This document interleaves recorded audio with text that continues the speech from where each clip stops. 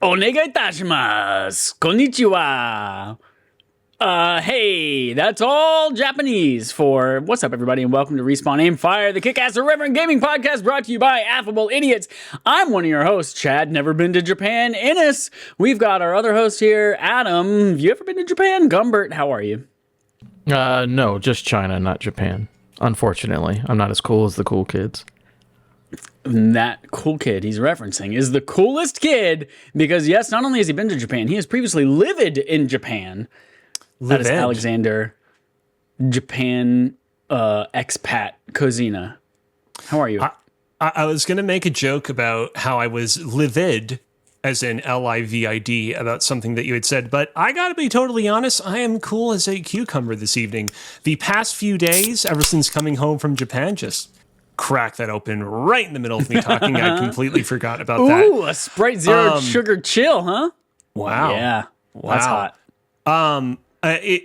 Adjusting back to Montreal time had been pretty difficult for me. There had been many evenings where I just fallen asleep at random hours because I just couldn't stay awake. But I'm pretty much fully back in the groove at this point. Maybe I might nod off a little bit towards the end. But yeah, I'm doing pretty well. I have a lot to share from my trip to Japan on this particular episode, and a lot more to share on perhaps some future episodes that we'll record in the future. But before that, Chad, I believe you have some announcements to make. I cannot wait to hear.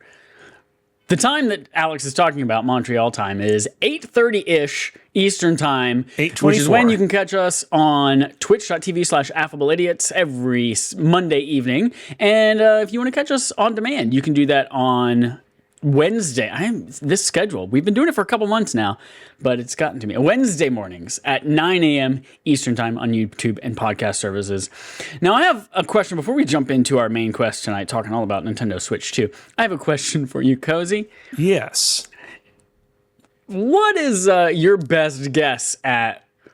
we'll wait till Adam gets back on the cans. Yeah, okay. Adam and Kozi. I'm going to ask Kozi first. Kozi, what is your best guess as to what this is? I'm going to assume... Of the two of you, you have the better chance of guessing this. Much like how here in Quebec, we have a alcoholized beverage that's called poppers, I bet that's also called a popper, but it serves some other completely different purpose. That is a great guess, but no, this is not a popper. This morning I was singing a made-up song about Mr. Popper's Penguins, though, when I thought of you. Adam, what do you think this little guy is? Is it something that was 3D printed? It was 3D printed, yes. Mm-hmm. Yeah, I don't know what the rest of it goes to, though. So some sort of art project. The correct answer is it's a little piece of hair for Chansey. It goes on right in there. And becomes Chansey's little hair on a little 3D printed Pokeball. Oh, it's a little... So it's not Chansey. It's like Chansey fused with a Pokeball. That's interesting. Yeah. I also just finished printing this little guy, little Giratina. And look what else I got. I got this. I ordered this like 14,000 months ago, but finally got this little astrobot. And he has swappable faceplates, so we can change his expression. You can pose him in different ways, different little cool items to hold. Anyway, that's enough looking at all of my toys. Housekeeping, we have a barf game. What is a barf game? It's not a game you throw up during unless it's Plumbers Don't Wear Ties. It's a game that you all choose for our backlog accomplishment with Respawn and Friends segment every single month. You all choose that by being a patron over at patreon.com/RespawnAimFire, where just for $1 you get to vote on it. And you have chosen for the month of April for us to play The Outer Worlds. So reminder, if you're listening to this podcast, fucking play it. If you are listening to me speak these words into your ears right now and you are on this podcast, fucking play it. That's your encouragement to play the game. If you want to talk about the game with us, message us right now, because we are probably going to have, like, literally live right now, send us a message, because we're probably going to talk about when we're going to do that right after we stop recording this. if you don't want to be on the show, but you still want to talk about it with us via asynchronous messaging of some kind, send that to us ASAP, and then we will read that on the air during the episode. We also, if you're a patron, you have access to something called After Dark, which is one of our many different types of monthly exclusive episodes for patrons, monthly exclusive for a month episodes of Patreon. Yeah, you get it. You get it. And currently, if you are a patron for the next 9 days, you have exclusive access to After Dark episode 3. So go check that out. It's, again, $1 to be a patron. It's one of the perks you get is being able to see that. If you are not a patron and you want to learn, speaking of poppers, if you want to learn about poppers, you have access to After Dark episode 3 from March that you can go and listen to now on YouTube and podcast services. By the way, After Dark is like our talk about anything but video games off-topic podcast that we do once a month for our patrons. That's all available to you. But now that we're done with all of that, let's get into our main quest, y'all. Switch 2. We finally have a date. Switch 2 pre-orders finally coming. Prices change.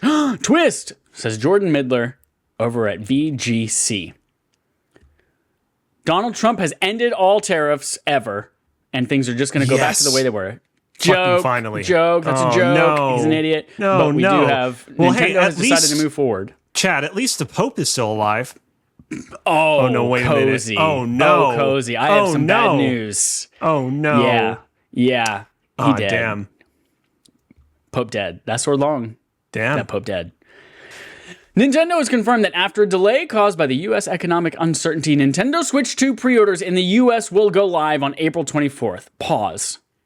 I assume Nintendo paused Canadian pre-orders as well when they paused the U.S. ones. I assume this also means Canadian pre-orders. Okay, cool. Correct. We'll go live on April 24th.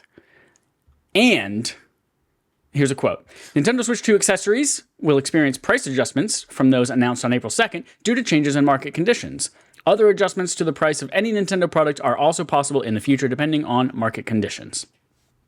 So here's the breakdown.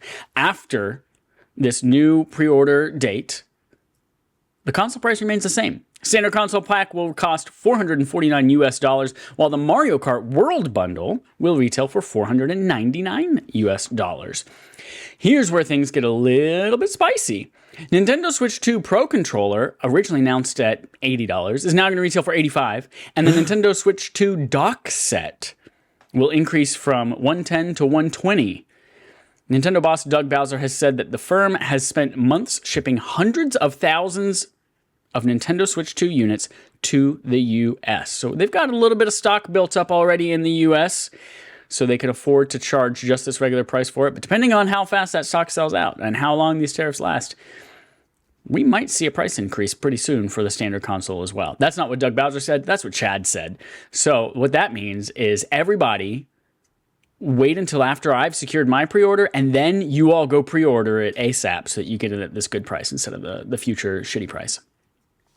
That being said, I have scheduled my life around this pre-order. Someone asked me, hey, Chad, on Wednesday, that's Wednesday the 23rd, do you want to go see a movie? You want to go see this movie, The Amateur? And I said, yeah, I do.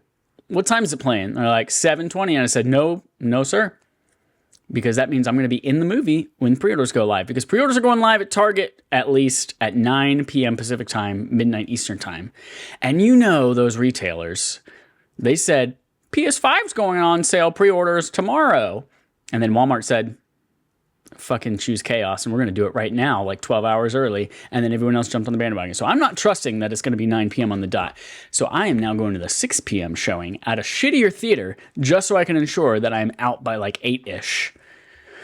When I'm ready to pre-order this fucking console. So, oh man, Kozi, tell me about your pre-order woes, because I know Adam's not getting this thing, so this really doesn't affect him either way. Man, oh man. Here's what I'll say. Right up front, I was in Japan for 2.5 weeks. When I was in Japan, I did the Nintendo Switch 2 direct live reactions alongside you guys. That was very last minute, seat of the plants. Seat of my pants. Seat of the plants. Yeah. Okay. Yeah. Sometimes these words are hard to say, guys.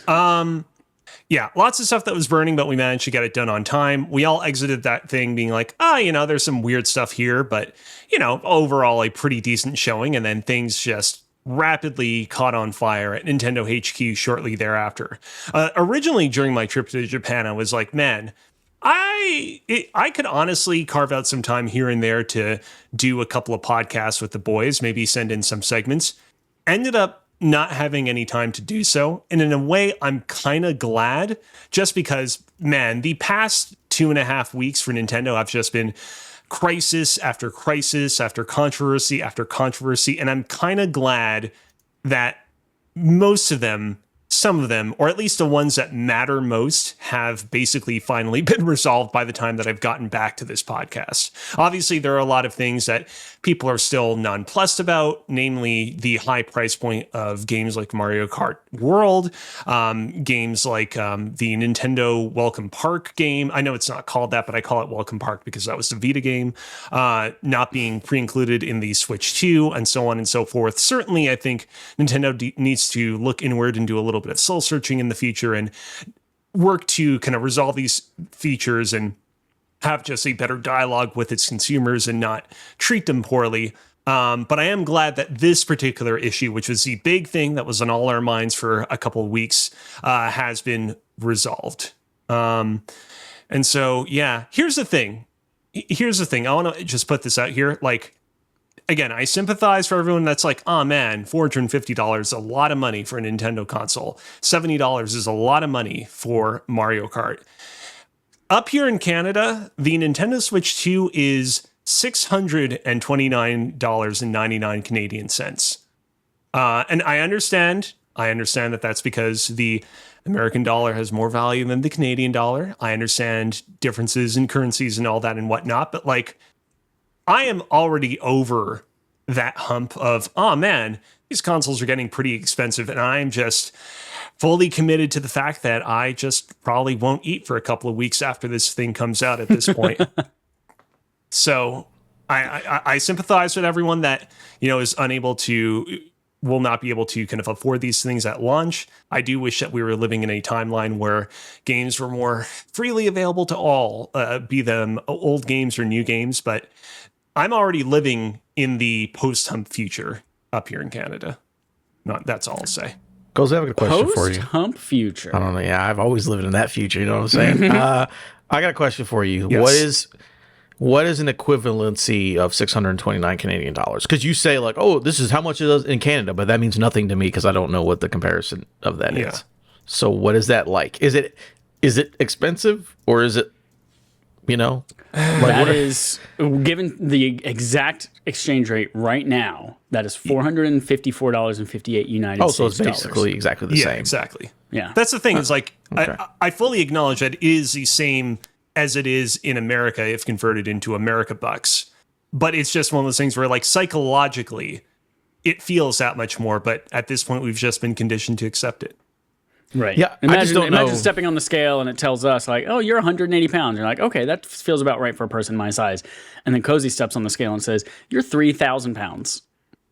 Now that's Canadian pounds, which is the same weight as ours, but like that's a shock. That's a shock. No, I just didn't know that if like, again, not an economy podcast, but like if the minimum wage in Canada is 10 American dollars, 10 Canadian dollars. So 600 Canadian bucks is harder to come by than 450 American dollars is what I'm really trying to get at. But who knows? I don't know.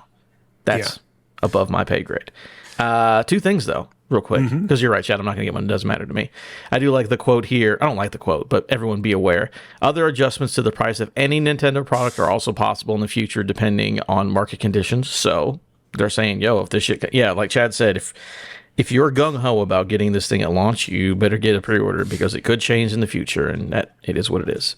Here's what we know. It's not going to ever be less than that. No, it will never be cheaper, that's for sure. And this doesn't affect us in America, but in other tiers. So this is from the Jordan Midler write-up. Nintendo has said that pricing for both physical and digital versions of Mario Kart World, $79.99, and Donkey Kong Bonanza, $69.99, will also remain unchanged at launch. A break from other regions, including the UK, wherein the physical version of the game will retail for more than digital. So in other regions, because I remember, the direct day, everyone's like, oh, Mario Kart's more expensive physical than digital. And people are like, no, it's not. It is in other territories, not America. Me and Chad don't have to worry. We don't have to worry about it with our Freedom Bucks, but other people do have to pay more for physical. So that'll be interesting to see how much more you could potentially pay for a physical copy depending where you live. I wonder what the difference is there. That's wild. Got to keep us happy because we're the most people who spend the most money. We're the more, I mean, yeah. You know what I bet it is money true. out of every country in the world. So I think maybe it was Joel who told me this. Somebody mentioned that like physical video games are manufactured in Mexico, and so maybe it's not an extra because they don't have to like ship them overseas to the U.S. Obviously, they can UPS ground it, but it probably it costs a lot more to send it to Europe and stuff like that. So they probably build that into the price of the physical cartridge. maybe so. Yeah. Interesting. Oh, man. Well, that date's coming up. So if you're listening to this as we release it on demand, it's tonight, everyone. Tonight at 9:05 Pacific time, after I've already secured my pre-order, is when your pre-order will go live. So make sure you check in. Try not to get it from Target. Try to get it from someone else who hasn't completely obliterated their DEI. I know that's difficult to find, but try not to get it from Target if you can. That's it for Nintendo Switch for now. Let's move on to playtime. We're going to talk about what we played this week. Adam, yours is a big old mystery. All you got right now is just like a little black dot. What does that mean? What have you been playing? Adam's saving in real time in the document that nobody but us can see. Adam's been playing butts. Absolutely. Now we know Adam does acronyms. So what do you think this stands for, Kozi? What's your guess? I'm going to give you one guess for what butts stands for. I'm trying to think of what video game franchises begin with a B, and the only one that's coming to mind is baseball. So I'm going to say... Adam's writing more things that are making me laugh. Baseball, umpire, tat, save. Tat, save. It's when you tap the base and you save yourself. I don't know. It's been a while that I played baseball. Who doesn't play sports? No. I haven't actually played anything new. Everything I talked about last week is the same. Just more Rivals, more WWE. Starting Outer Worlds. Started that up on PC because I have the Spacer edition, so I have all the extra content. But again, obviously can't talk about that really because that'll be a barf review at the end of the month. So nothing new, just more of the good stuff. Emma Frost, still thick, still great, no problems. So yeah, nothing new. What's the Spacer content for Outer Worlds? Is that like... It's just the DLC. Is that just an extra... Is that something that can affect my regular game run through, or is that like a... No, I think they're post-game DLCs. Okay, cool. I want to make sure that I'm not playing some like lesser than version of this thing. Because yes, I'm also playing the Outer Worlds. I put about 5 hours into it, and you will hear more about my thoughts on the Outer Worlds on our BARF episode at the end of the month. Again, if you want to be involved in that one, hit us up. I'm also playing and have just... Well, I don't know if I beat it. I have beat the game Pokemon Sword. Beat it. Rolled credits. Ooh. Did all the post-game stuff with Zacian and Zamazenta. Yeah, the dudes with the hair again. That had hair shaped like a sword and a shield. Stupid ass fucking guys. sword hair and shield hair dudes. Those like freaking Donald Trump white kids saying they're entitled to this legacy of fame and shit like that. I don't remember this from Pokemon at all. It's a wild game. I think this is my favorite. I have not played Heart Gold or Soul Silver, which I've played regular Silver, and I've heard those games are fantastic and like the pinnacle of Pokemon. But I think maybe Arceus aside, I think this might be my favorite Pokemon game I've played in a very long time. I really enjoy the fresh. I mean, it's basically the same, but like you go to the Colosseums to battle in the Battle League rather than like going to a gym to get a gym badge. It's basically the same, but I don't know. It just feels different. And Dynamaxing is whatever, and Gigantamaxing is unattainable until right now when I'm in the Isle of Armor. Spoilers. But yeah, I'm just having a great old time with it. I'm hooked in it. I'm going around trying to catch all. I'm not trying to catch all the Pokemon, but every time I see a new one, I'm like, oh fuck yeah, I'm gonna catch that little thing. And I just did the Isle of Armor DLC for it because I beat beat Violet a few weeks ago, and I Googled, hey, should I even pay for this DLC? And everyone's like, no, this DLC is trash. It's terrible, blah, blah, blah. And Really? I Googled this one, and everyone's like, for Sword and Shield, everyone's like, oh my God, the DLC is incredible. Definitely. It's the best part of the game. And I was like, okay. I was going to say, Sword and Shield DLCs, those are really good. Highly recommended. So I bought these, and I think I just beat Isle of Armor. I got my evolution of Cub Fu. I haven't Gigantamaxed him yet, but I do have honey already. Did you get the dark version or the water version? I went with the water version because I didn't really have a water Pokemon in my like standard lineup because I chose the grass starter. I chose Grookey, so fuck yeah, you need Grookey. If you don't get anything but Grookey, then you're wrong. So yeah, I already had like I didn't have anyone water in my lineup. And I also just got rid of my Grookey evolution for other things. But anyway, so yeah, I got the water one. And I'm really excited for Crown Tundra because apparently that's just like every fucking legendary and mythical Pokemon from every game. And you catch them all in all these cool areas. And there's the new Galarian, Moltres, and Zapdos, and Articuno. And it's like, fuck yeah, I cannot wait. So yeah, I'm pumped for... I really like Pokemon Sword. I like it there's a really cool mode just to kind of whet your appetite a little bit further in the second DLC that's called Dynamax Adventures. That's basically like almost like a Pokemon roguelite. Not like Pokerogue, which is also great in its own right, but like within the context of the main series. It's really cool. You're probably going to love that as well. Dope. Can't wait. And I've decided that's where I'm like, I got to play that for the next 48 hours because guess what comes out this week, y'all? Clair Obscura 33 Expedition, whatever I don't know the 33. Right order of those words, but Expedition 33 Clair Obscura. I don't know. It's Clair Obscura Expedition 33. It is some order of You're those right. words. It is Expedition 33. Clair Obscura. Speaking of French, we have someone who is from Canada, and they famously, some of them speak French, and French is on their packaging, and I would like to hear what they played this week. Tell me about it, Kozi. Oh, man. So this is basically me just summarizing everything that I've been playing on video game consoles and PC since I was last on the podcast. So prior to my trip, I thought long and hard about what game... Excuse me. I got a little burpy there. Ooh. I had some fried pickles, deep fried pickles for dinner. They were heated up in our air fryer. Anyways, going off topic. That was dinner, was deep fried pickles. That's it. No, it was a bunch of different things. We had some salad, we had some chicken burgers. Pickles are basically calorieless, so you got nothing for dinner. I was going to say it's a net positive or a net negative or a net neutral because it's like you got the pickle, which is like calorie. Yeah, man. Can we just redo this whole conversation? Yeah. Start over. Tell us about pickles again. That's me doing the rewind mechanic. There we go. Nice. That's my burp. It's not actually a burp. Oh man, did you guys know I had some deep fried pickles for dinner? No, whoa, right. Just deep fried pickles? That's it? Getting back on track. Okay. So I thought long and hard about what it is that I want to bring with me to Japan, knowing that I wouldn't necessarily be playing a ton of video games in my hotel room, but I still wanted something to have if ever I was in the mood. And also, of course, I have something that I would play on my plane rides there and back. And I decided, you know what?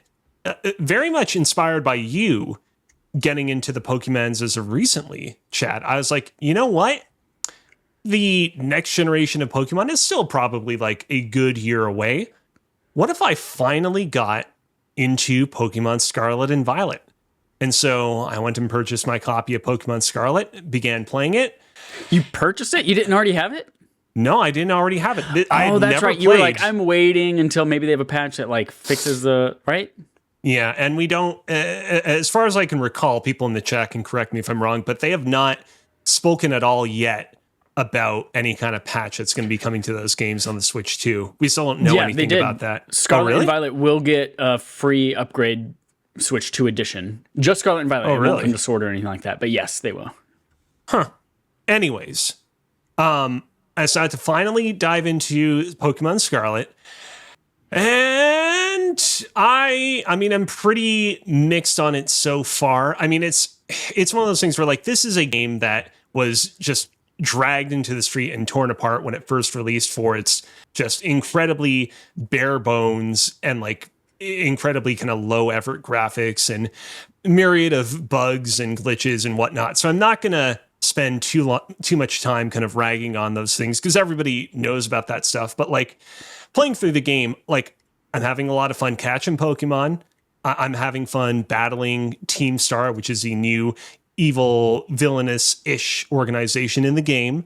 I think that there's a lot of interesting narrative intrigue, what with the 4 guardians that you're going to go off and capture. Gym leaders so far seem interesting. Love a lot of the new Pokemon, which I'm now really getting to experience for the first time. There's a lot to love about Pokemon Scarlet.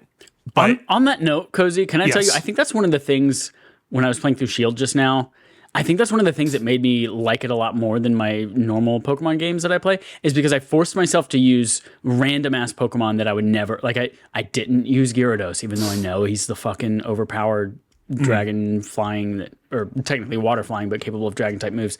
Like, so I was using fucking Sandaconda, the dirt snake, and I was using just a bunch of shit that I would not normally use. And it was great. I had a fun time with it. So Hell yeah. I think, yeah, that new Pokemon and just like forcing myself to use those, I think was a big reason why I enjoyed that. I love all this stuff about Pokemon Scarlet. And yet I take like 2 steps in any direction and I'm like, man, I just wish that the game didn't look and run like ass. And it's one of those things where like, I'm fighting through it. I'm getting through it. I'm having fun with the game, but it's like, man, I'm just so praying that the 10th Pokemon generation, Generation X, generation whatever they're going to call it, like really like is a massive leg up from what Pokemon and Scarlet had to offer, because everything else within the experience I think is really, really strong. I think that in particular, the game's like narrative chops are like, not that like Pokemon Sword and Shield was like a massive step down from where we've gotten to in Pokemon Scarlet and Violet, but you've really felt the Pokemon series like kind of just grow and evolve in this manner. As somebody who's been with it for a long time, it really feels like the kind of writer's room that they have cooking on the series right now is like really kind of like on a hot streak. And I just want the game surrounding this great writing, this great Pokemon catching and battling to, match it in terms of the kind of sheer production values on display.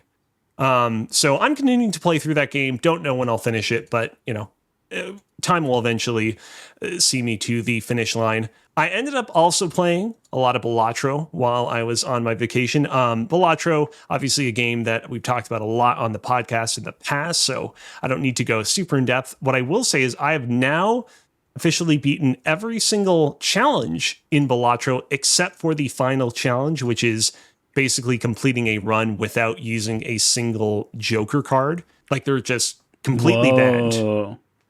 I don't know how I'm supposed to beat this particular final challenge. And what I suspect is at some point, for a while now, I've wanted to just get the PlayStation version of the game and start playing the game from the beginning. So that I can like earn all the trophies and whatnot in that version of the game. I suspect I'll probably do that because I suspect that by the time that I complete everything in the PlayStation game, I'll have like 2 games worth of experience, and maybe that'll get me to the point where I have the mental acuity and skills to be able to figure that particular challenge out. But yeah, stuff's about to get real in Balatro if I ever get back there again.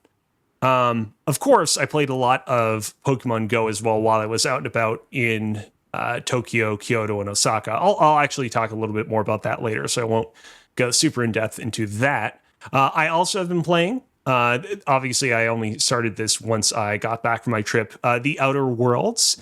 I have logged about 8 hours into the Outer Worlds by this point, and I think it is very, very redacted. I am looking forward to this review very, very much, and that's all I'll say on the matter on this very point.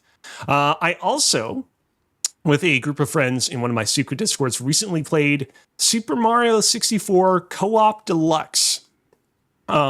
which is basically a mod of Super Mario 64 for PC that basically introduces a variety of different fun little quality of life improvements. But the main feature of said mod is it turns it into a fully cooperative experience. So you and a bunch of friends can get together and basically complete getting all these stars in the game in tandem. And man, like Super Mario 64 is one of those games that like I remember playing real slowly and ploddingly, but like with a group of just like 3 other friends, this game, you can like basically get through this game in like a matter of like just hours. Me and my friends ended up getting 70 stars and going for the final Bowser fight within like a span of like maybe like an hour and 45 minutes. A lot of fun. Wow.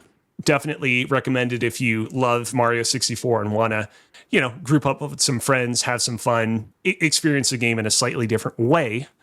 And in addition to this actually ties into my Japan storytime session that we'll do in just a bit. But when I was in Japan, I spent a lot of time looking for all sorts of Metroid merchandise and paraphernalia. And it just got me into just a very Metroid mood. I'm very much looking forward to the eventual release of Metroid Prime 4 later this year. And I was like, you know what? If I want to properly prepare myself for the release of Metroid Prime 4, I should probably knock all of the Metroid games that I've never beaten before off my to-do list. And so I went and beat Metroid 1, the original NES game from the mid-1980s, just a couple of days ago. This is a game that, for context, I had played Metroid 1 many times in the past, and every single time I would get an hour or so into it and be like, this is just way too obtuse, way too challenging, a game that has just not aged particularly well, even more so than like the early Zeldas and Marios, which, you know, also have, you know, aged in weird ways as well.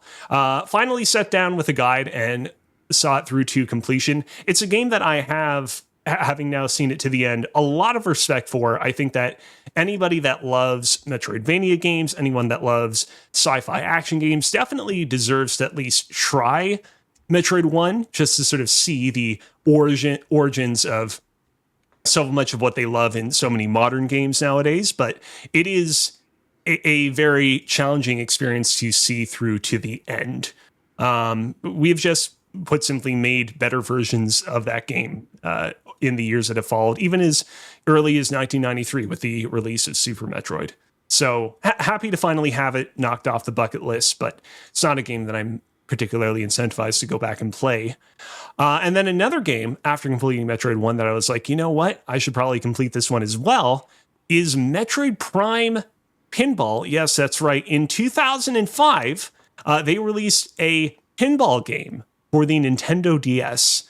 If Joel was here, he'd probably be showing you some fantastic V footage, but I'm the one running the show today, so I don't have the means right now to do so. Maybe we'll do so on the next episode. Metroid Prime Pinball, it is a pinball rendition of the story of the original Metroid Prime for the GameCube, but on the DS, and I am shocked by how surprisingly good this game is. By all means, I implore people to look up footage of this game themselves. It is just a beautiful looking, like, virtual pinball game across 1 and 2 screens on the Nintendo DS. It just does a really kind of great job of taking elements and characters and enemies and mechanics from the Metroid game and reinventing them in a kind of pinball-like scenario. Of course, as you might expect, rather than like bump around a pinball, you're literally bumping around Samus in morph ball mode. And while she's being bumped around the board, you can do things like put down power bombs that can like damage enemies that come in your way. You can like activate mini challenges where a bunch of enemies will appear and you have to defeat them quickly to earn additional points. Occasionally, Samus will even exit morph ball mode and go on a tear and start shooting at a whole bunch of enemies in rapid fashion. It is a game that has just really surprised me in terms of both its quality and its faithfulness to the original Metroid Prime, and I'm excited to continue playing it, especially considering that frankly, pinball games have never really been of much of an interest to me to begin with. So kudos to Metroid Prime Pinball. I'm sure that I'll probably have an update on it next week. And that's all I've been playing. Dope. You know what that means? What does it mean? Segment from Adam. It's segment from Adam. It's segment from Adam. Segment from Adam. Segment from Adam. Segment from Adam. I think that's like, I don't know. Is that like the gym leader or the Elite Four sound song from the original Pokemon games or something? It's something in Pokemon. It's the theme that plays when you're approaching Victory Road. You know what I mean? Yep. Yeah, it's like you're on the road to the road that will eventually get you to the Elite Four, but you're not at that or the road yet. To the Elite Four. I think that's the lyric version of it. Yeah, this week, segment from Adam, we're going to play a little game. We played it before, but now I brought it back just for fun. It's called... Tell me all about it. Guess the Game. Ooh. That's what it's called. It's Hubert. called Guess the Game. No, not Hubert. Oh, okay. It's called Guess That Game, based on Metacritic user reviews. This is the game where I went on Metacritic, only looked at user reviews, and based on those user reviews, you have to tell me what the title is. You have 2 guesses per clue. If you get on the first clue, 3 points, second clue, 2 points, last clue, 1 point. And they get easier as they go along. Last time we did it, I think the theme was like PlayStation exclusive games for the year or something. Because like Astrobot was in there and dude was talking about how sexy Astrobot was. I remember that was a crazy one. The theme for this one is games that have come out in the last 6 months. That's it is. So games from 6 months. All right. Dope. Cool. We'll enjoy it.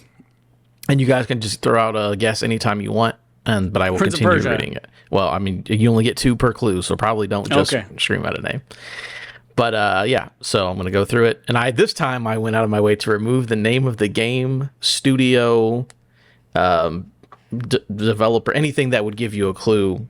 So if I say blank, that's because there's something else that was there that would give it away. So first game, first clue. The gameplay is okay, but the script was made by kindergarten developer team. So by the way, kindergarten developer and team are all misspelled. Okay. So this person said the gameplay is okay, but the script was made by kindergarten developer team, 6 out of 10, but they misspelled half of their review. Could you give me a guess on what game that might be? Gameplay is okay, but the script was made by kindergarten developer team, 6 out of 10. Maybe I'm being a little bit too cynical with this, but this sounds like someone that's like, all the games are woke and DEI nowadays. And them saying that the game was written by kindergartners is their kind of veiled way of expressing that criticism without outright saying that. But what's the name of a game? From Assassin's Creed Shadows. No, not Assassin's Creed Shadows. Damn. We get 2 guesses per clue? Per clue. Okay. Kingdom Come Deliverance 2. Nope. Okay. Lost Records Bloomin' Rage. Nope. Oh, that's a good guess, though. That's a good guess. I've not played Tape 2, by the way. I should probably play that. Donkey Kong Country Returns HD. No. And again, none of those guesses would be bad because people, again, these are user reviews. Half of them don't make any sense. So they could literally be anything. Next set of clues. This one's a little bit longer. But again, you can interrupt me if you have a guess. That's fine. This game finally convinced me never to buy a game from blank ever again. The baseline or 2 polar genres and settings is amazing. The execution is questionable. Nice mechanics, but very annoying. Predictable, cliche writing. I wish I could refund the game. 0 out of 10.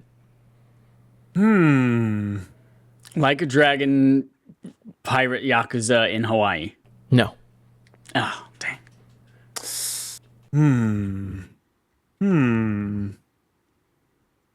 God, the grammar in some of these. Can you read it again? This game convinced me never to buy a game from blank ever again. The baseline of 2 polar genres and settings is amazing. The execution is questionable. Nice mechanics. Very annoying, predictable, cliche writing. I wish I could refund the game. 0 out of 10. Split Fiction. It is correct, Jim. Good job, Chad. It is, in fact, Split Chad. Fiction. It's so funny reading these reviews because that game is a 91 on Metacritic, but this guy said 0 out of 10. Wow. The last clue. Been a fan of blank and blank from blank. I played almost every game from that man in studio blank, blank, blank, and now blank, even though blank took many inspirations, but they excelled in their own co-op genre. My game of the year 2025 for sure. If GTA 6 never comes, what a game appreciation to blank and blank EA Sports. Take a note. This is what audiences want. 10 out of 10. Don't know what EA Sports has to do with it. Take a note. But this guy says this is game of the year if GTA 6 doesn't come out. So very cool. That is everything. Chad, give yourself 2 points. Write it down somewhere. Got it. Next up. 2 points done. The next game. Clue number 1. Best RPG ever made. Most engaging combat. Best protagonist. And 75. 10 out of 10.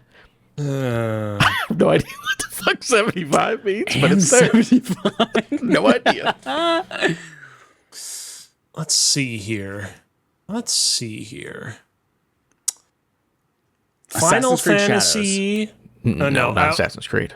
I was going to say the Windows port of Final Fantasy VII Rebirth, but I don't think that would count. I mean, if it released in the past 6 months, it could include in my thing. Just a heads up. Let's go with Avowed. Is it Avowed? Nope. Okay. Best RPG ever made, most engaging combat, best protagonist, and 75. 10 out of 10. If you don't have a guess, I can give you the next clue. You know what? I'm going to go ahead. Pillars. Okay, go. I was going to say, I know it's not an RPG. I'm going to say MLB The Show 25. No. But again, yes, a user review could... Don't pay attention to what they say. So it could have been that, but no, that's not it. Whatever the POE was, I think it's Path of Exile, Pillars of Eternity. One of the two of those has a second one that's in early access that just recently released. No, is it that it's one? not Path of Exile 2, which would have been the one you're thinking of. All right, next clue. All right. Unfair of me to give it less. Maybe it's because I'm quite busy, but found the early stages of eating combat in the menus really hard. Probably because I'm not a PC gamer, so found that all real clunky, like going in and out of the map. Fab story and looks great, and I played Baldur's for 150 hours. I just didn't have the patience to keep eating and repairing my bloody coat. 7 out of 10. Eating and repairing his bloody coat. Okay, I don't... What the fuck? This is one of those things where it's like, once we get the answer, it's going to be incredibly obvious. But right now, I am stumped. I don't know what this is. Oh, man. I honestly can't think of an RPG that has like an actual non-user generated protagonist in it in the last 6 months. That's the thing that's stumping me. You know what? I already said it earlier. Eating and cleaning a bloody coat. I said it earlier. I might as well just say it again here. Kingdom Come Deliverance 2. It is Kingdom Come Deliverance 2. Okay. Sitting at an 88 on Metacritic, regardless of what these people say. But yeah, I don't...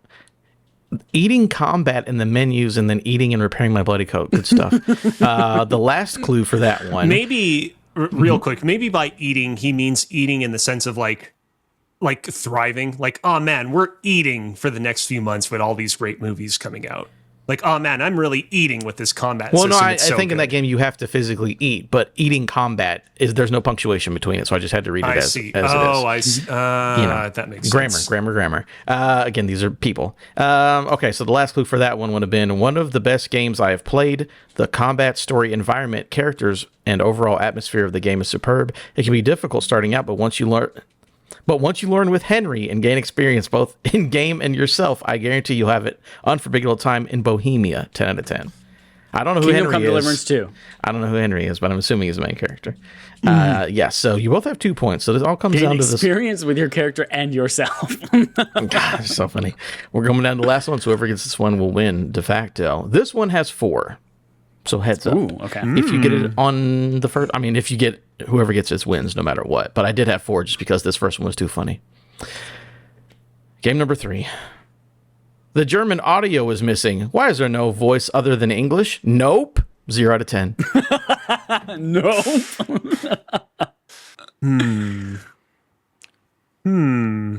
Hello Kitty Island Assassin's Creed Adventure. Shadows. No to both of those.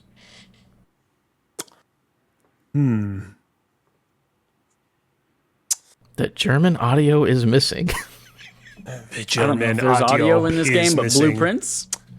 No, it's not Blueprints. Donkey Kong Country Returns HD. Nope.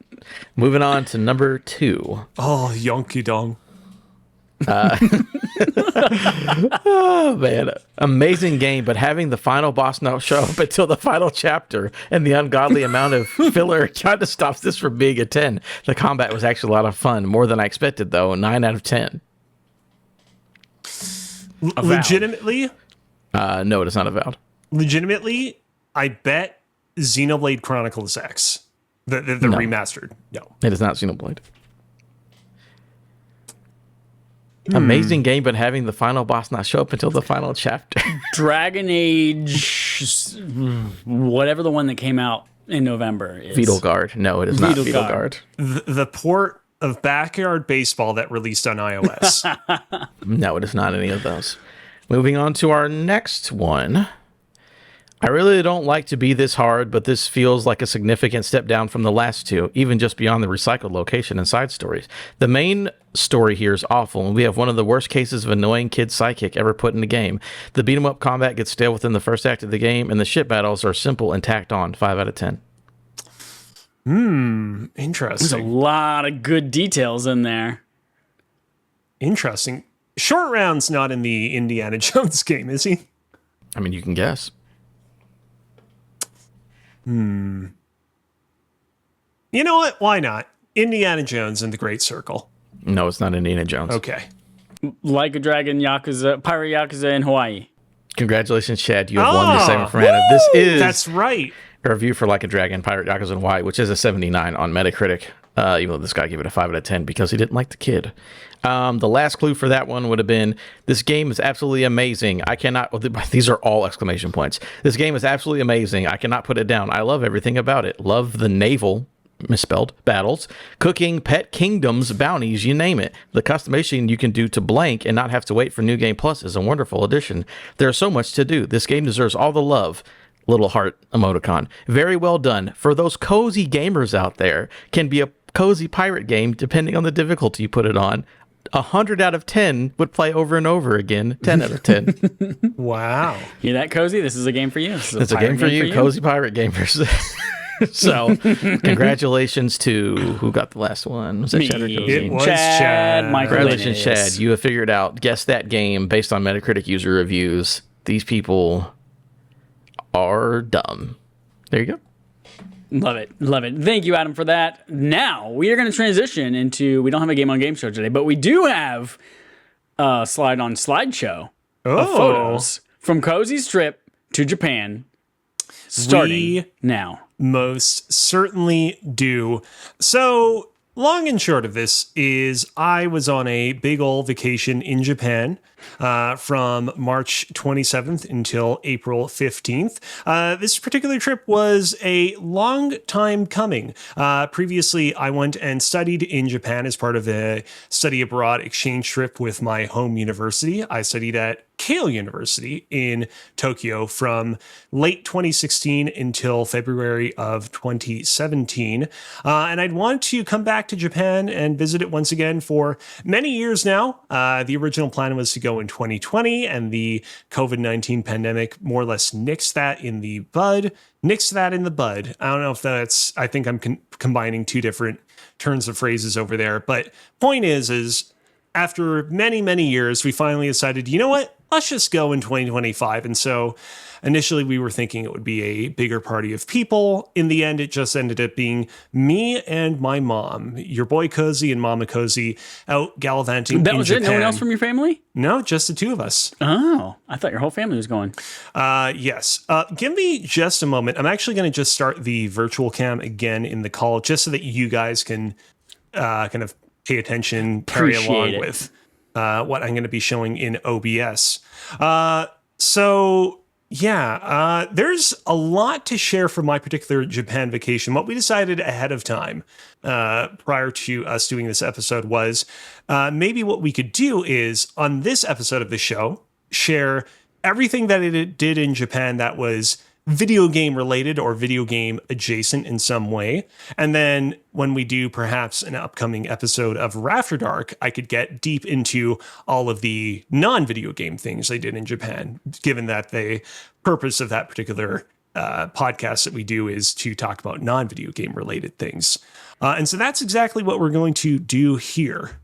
So I'm starting with this particular photo of myself, partially because I think it's a pretty nice photo, but also because it gives you a bit of a view of our hotel room. And the reason why I wanted to give you a bit of a view of our hotel room is because we actually were fortunate and found a pretty decent hotel room that was very close, within walking distance of Akihabara, which, if you're in the know, if you're somebody that lives and breathes Japan, you'll know that Akihabara is basically the nerd central, nerd mecca headquarters of Japan.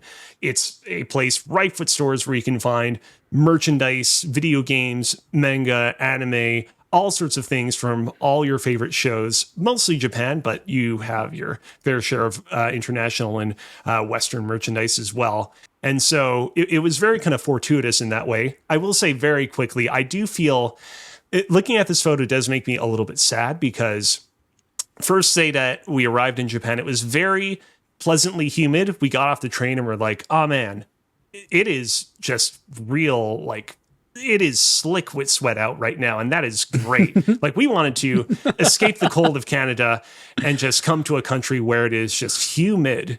And then every other day that we were in Japan, it was varying degrees of cold to extremely bitterly cold to extremely bitterly cold and rainy and windy on top of that.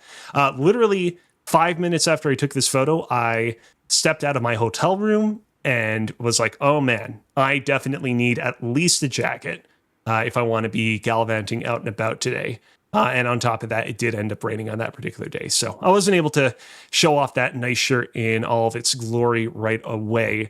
But moving on, because our hotel was located near Akihabara, they had some fun little anime, manga-ish stuff set out throughout the hotel. In the like little lobby area on the ground floor, they had like a room where you could eat all sorts of stuff, heat up your food with a microwave, and they had like a whole bunch of anime figures set up there. And in our rooms, they had fun little illustrations, like this little JRPG scene. I don't know what particular franchise this is supposed to be in reference to, if it's supposed to be in reference to anything, but just to sort of set the table, kind of give you an idea of the kind of room that we were staying That's the inside throne of. that Jack Garland sits on. Is it? I don't know about that. I don't think that Chaos was killed on that particular throne. What is the name? For some reason, I can't think of the name of that game. All I think of is Final Fantasy Killed the Justice League. It's Stranger of Paradise. Yeah, that's Final what Fantasy it is. Origin. Thank you. Moving on. So first proper full day that we were in Japan, we got an opportunity to go and check out Akihabara very briefly. Excuse me, burped again. Don't know. Must be some sort of. Do you have fried pickles for dinner? How did you know? Chad, did you read my mind? We explored Akihabara very briefly. I say very briefly because my mom was not the kind of person that was going to enter into and explore a lot of Akihabara stores. So we just kind of looked around the mainstream a little bit. I shared this photo in one of my other secret Discords. And one of my friends was like, man, if they had billboards like these in America, there would just be blood in the streets. And I agree. But I appreciated them while I was walking around Akihabara. I mean, have you seen the billboards that I'm sharing on screen? I mean, they're a little pixelated, but are they anime titties? Yepperoonie. Gotcha. Nothing that would get us banned on Twitch, for the record, but yeah, pretty explicit stuff. Gotcha. Yeah, and everyone knows. You see anime titties on the street in public, you got to kill people. So after kind of touring Akihabara's main street for a little bit, we decided to duck into Akihabara's Yodobashi camera. So Yodobashi camera is basically a big electronics chain throughout Japan. It's sort of like their version of Best Buy. But if you took Best Buy and you literally multiplied the square footage of a Best Buy by like 13 different times and you stacked it all on top of each other, that is how incredibly massively big this particular department store was. And this particular department store, of course, had its fair share of video game stuff, including a display for this anime cat game and Stray. People in Japan, they love Stray. They love that. I love it. I can't tell which one's a human and which one's a cat. There's no way of knowing. Who could tell? Who could possibly tell? I mean, one of them is a cat with a backpack. One of them is a human with cat ears and tail. Moving on, I alluded to this. Look at that shiny fuck. I alluded to this a little bit earlier when I was talking about what games I'd been up to over the course of me being absent from the podcast. I played so much Pokemon Go when I was in Japan. I think I racked up like 2.5 million experience points just catching all those mons, spinning all those locations, just getting all sorts of cool stuff, including, indeed, a lot of cool shiny Pokemon, such as Shiny Pancham, which you can see on screen right here, and Shiny Cubchoo. Ooh. I believe that this was part of a event that they had in game where they were basically spawning bear-themed Pokemon in vast numbers, which was very, very appropriate for the Kozi Bear. One of the first Pokemon stores, note on one of the first that'll come into play later, that I visited while I was in Japan was this particular Poke Store, which let me just grab my notes real quick. This was called Pokemon Store Tokyo Station Shop. So Tokyo Station, one of the biggest stations in Tokyo, and basically in the kind of underground area underneath the station, there's a massive mall called Tokyo's Character Street, and this particular Pokemon store was located in that vicinity. Lots of Pokemon merch to go around. A lot of the Pokemon stores tend to have a lot of similar merchandise, but you do have unique things here and there. The unique thing that this particular Pokemon store had going for it was Pikachu right here with his little conductor's hat and whistle. I did not get any of that particular merchandise, but what's in I that did box? get. Because I can't, like, it gives me chocolate frog vibes, but also, like, I'm thinking it's a Pikachu box of chocolates. What is that? I am 99.9% certain it was probably like cookies or something like that. Okay. I didn't get that, but something that I did get, just a moment, while visiting some of the Pokemon stores in question was Pokemon flavored curry. This one here has some characters from the most recent Pokemon anime adorned on it. Tastes just like a Slowpoke tail. Maybe it does. I have no way of knowing. I've not actually tried it yet myself. And that is one of many items to come in the future, by the way. So stay tuned for more of that. It's just a view of some of the Pokemon plushies that were on sale in the store. That's the drowsy sound whenever you come across one. I was I legitimately thought when I would walk into some of these stores that they literally had like all 1,000 Pokemon represented in plush form. They did not, but they had quite a few, and obviously they had a lot represented for perhaps less than popular Pokemon that you wouldn't think would get a plush of their own. Oh damn, those plushes. 1,320 yen for that seal plush up there right now is $9.37 in the United States. Y'all, Yeah. I went to a retro video game store yesterday and I saw a little Pikachu plush, like half the size of that, wearing a Charizard outfit. I was like, oh, I might get this for a Trace to chew up, and then $25. And I said, nope. No, sir. Something that was really convenient about this vacation is that right now the Pokemon, the Japanese yen and the like Canadian dollar are aligned such that one Japanese yen is like almost exactly a Canadian cent. And so I could like instantly look at any price and be like, oh, that's 1,320 yen. That's about exactly $13.20 Canadian, which made it very, very convenient for calculating prices and whatnot and making sure it wasn't getting ripped off or whatnot. Moving on, later that evening, this is still on the first day that we were in Japan, I was like, you know what? I really want to go back and explore a little bit more in Akihabara while you, Mama Kozi, stay at the hotel. And so I went and did just that. Do you actually call your mom Mama Kozi? I hope to God No. you do. No. Mama that Kozi, is- Daddy Kozi, Sister Kozi.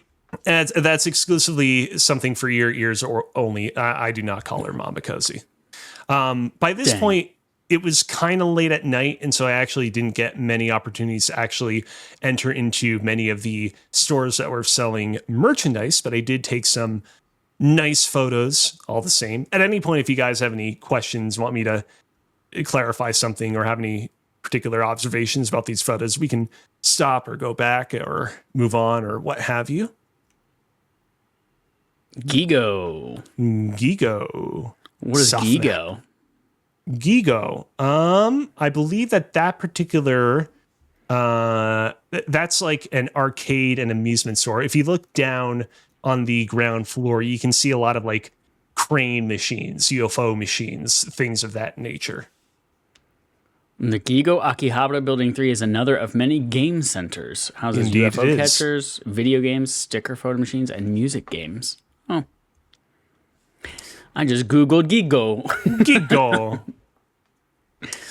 And here we go. This is not a amusement or video game store. This is Don Quixote. This is a basically giant store chain throughout Japan that basically sells all sorts of goods, usually at a cheap-ish or kind of discounted price. It's a great place to buy all sorts of Japanese sweets and goods at a discounted cost. If you're someone that's like, oh man, I want to do a lot of last-minute shopping to get some gifts for my friends back home, highly recommended. Won't have many more photos of this particular chain on this episode, but maybe in the future.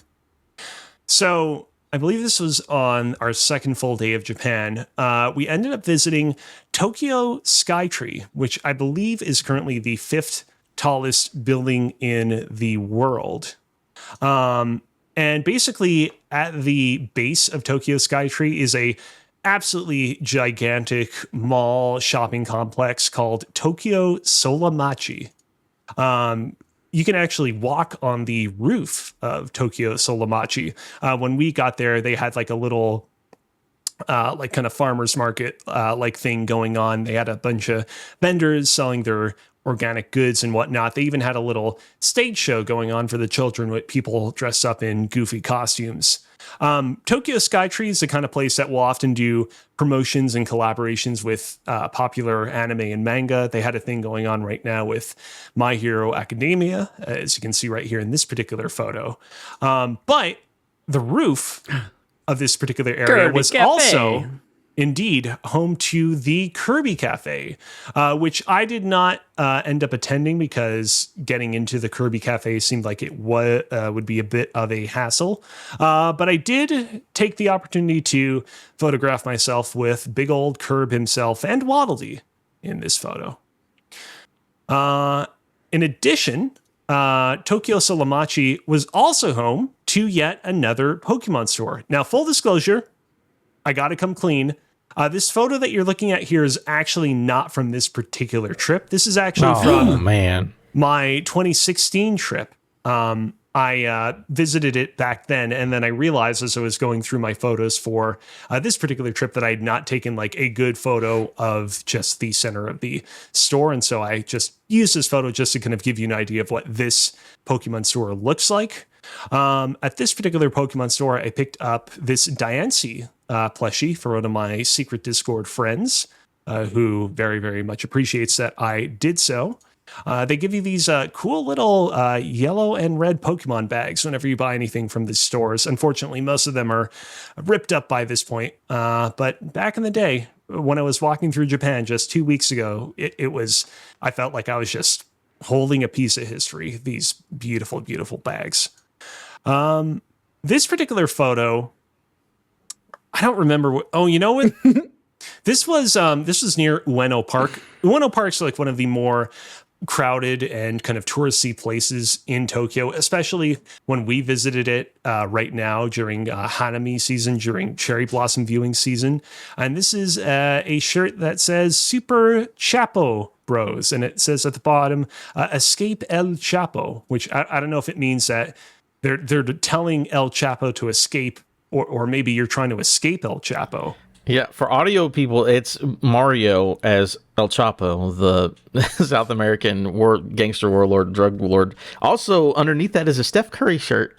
So That's what caught my eye for some reason. It was like, why is there a Steph Curry shirt?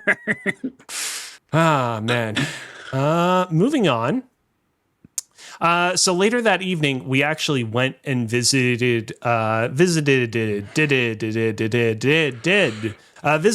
Shibuya Crossing. Of course, this is the big old crossing in downtown Tokyo, as seen in many a video game, including Persona 5 as an example. While we were here, we actually decided to go and visit the Starbucks that you can see on the second floor of that one skyscraper on the right side of the photo. Because my sister is a big fan of Starbucks, and she wanted us to pick up some like seasonal exclusive mugs and merchandise from it. While we were looking around that building, however, we discovered that the third floor of said building is home to Pokemon Card Lounge Shibuya, which is basically a building entirely devoted to playing the Pokemon trading card game. And they had these giant, just like life-size Pokemon card arts. I have a friend who's very much into the card art of the Pokemon TCG, so I took a couple of Life photos. size meaning human size, like the size of an adult person. I mean, I guess it Not would be life size as in like the size of a card in real life. I guess it would be more accurate to say like giant size, like as in the size that the cards would have to be for a giant to play the Pokemon card game. But Like yeah, if the card were to fall on a toddler, it might kill it. exactly. Like that's how big this card is. Exactly. So I took a couple of nice photos of these nice looking cards while I had the opportunity to do so. So this next set of photos I just took because, Japan, obviously they love their, Japan grown video games, but there are like a fair few Western franchises that are represented here as well. This is a little advertisement for Fangamer, which of course sells, all sorts of merchandise, and Undertale, very well represented in Japan. Lots of Undertale characters to go about. You can see Sans here on this little billboard, video screen, wall thing, whatever it is that you want to call it. Some other franchises, Western franchises that were very well represented in Japan as well, include Apex Legends. You can see the little plesiosaur dinosaur thingy from Apex Legends and a couple of the characters represented in the middle rung of this cabinet over here. Five Nights at Freddy's, big in Japan as well. Lots of Five Nights at Freddy's merch here as well, as you can see it on the bottom rung. But probably the standout, and I want to preface this by saying I know I'm doing a bit of a stretch here because this is technically not a video game, but there was so much the Amazing Digital Circus merch and advertisements when I was in Japan. People love this internet show. I'll just go through just a couple of other slides. When we were at Chicago Comic-Con, I picked up pins for my nieces and nephews, and guess what it was? Amazing Digital Circus and Five Nights at Freddy's, just like that display case. The kids in the Japanese days, they just love the Amazing Digital Circus, which is a very haunting and depressing show about people stuck in a digital circus. This is just another photo of another advertisement of one of the characters from that show. I did not take a photo of this, but the third hotel that we stayed at during our trip in Japan when we were staying in Osaka, the front desk of the hotel, this is not like a video game themed hotel. It's just like your average bog standard hotel. They had a single plush at the reception desk, and it was a plush of this character from the Amazing Digital Circus set up there. So yeah, they really, really love this show.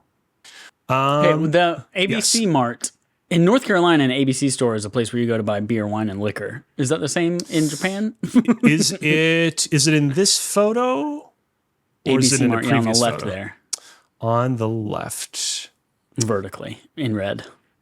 Oh, I completely missed it. No, I think this is a different ABC Mart. I think they sell different merchandise. Sorry.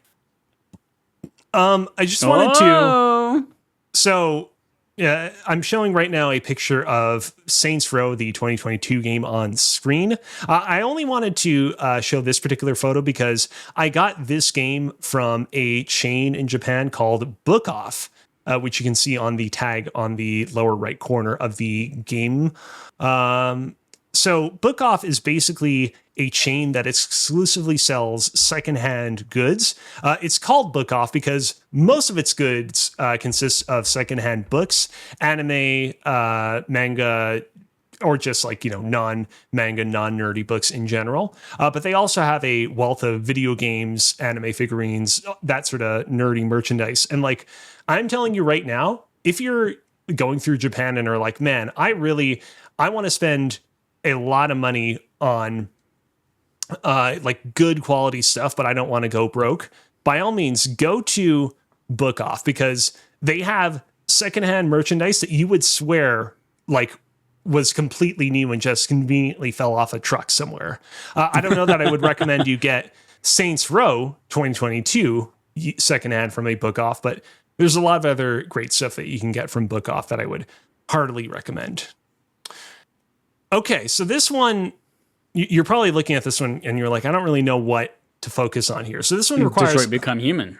Okay, so that's what I'm focusing on. You've partially, you're halfway there. You're 50% of the way there. So here's the deal. This was located in a section of Tokyo's Ikebukuro district called Otome Road, which literally translates to Maiden Road. Basically, the idea is, whereas Akihabara is more skewed towards like men or just like nerds in general, Otome Road is more skewed towards women and girls that are fans of anime and manga. And so they have a lot of content that's more kind of like to their tastes, including a lot of yaoi content. And this was basically inside of a store called Mandarake in the Otome Road area that had a massive section devoted to yaoi doujinshi. Doujinshi basically meaning like a self-published print work, such as a manga. Doesn't necessarily have to be off of like a pre-existing IP, but more often than not is.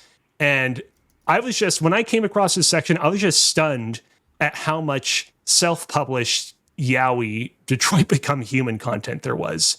Like, I was How are you amazed.